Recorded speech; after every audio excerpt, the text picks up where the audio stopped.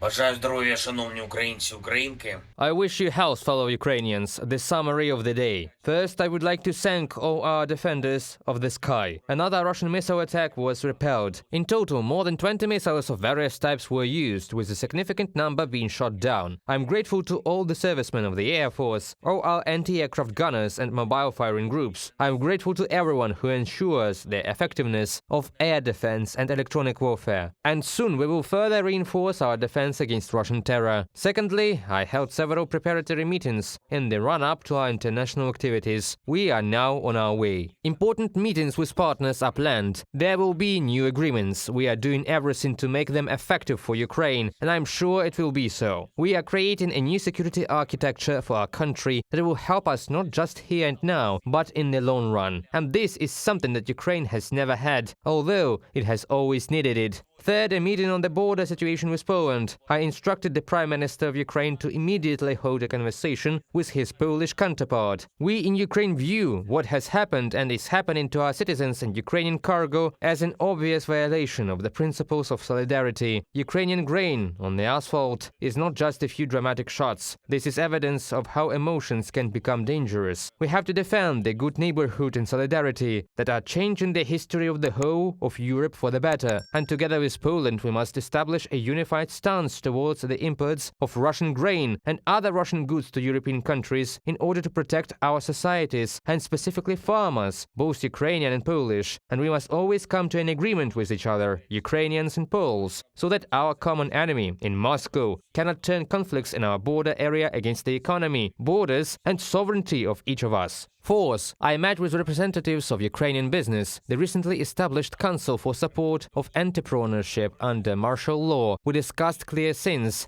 that can provide more confidence to business and the state. We are equally interested in growing our economy and creating and preserving as many jobs as possible. There is a first set of decisions that will be submitted for consideration by the All-Ukrainian Economic Platform Made in Ukraine and later by the Parliament and the Cabinet of Ministers. More protection for business from procedural violations and abuses, more opportunities to support legal business and to receive more taxes, more efficiency in the Economic Security Bureau. There are plenty of such talks, and all state institutions must eventually be reconfigured to facilitate economic growth to the fullest extent possible. The time frame for decisions has also been outlined. And one more thing for today. A report by Commander-in-Chief Alexander Syrsky and Defense Minister Rustem Umerov. The situation on the front line, Avdiivka and the east in general. We are doing everything we can to ensure that our warriors have enough managerial and technological capabilities to save as many Ukrainian lives as possible. I also signed several decrees on new replacements in the Ukrainian defense forces, more combat experience of this war, more modern approaches. I'm grateful to everyone who fights and works for our country and people. Thank you to everyone who helps us. Glory to Ukraine.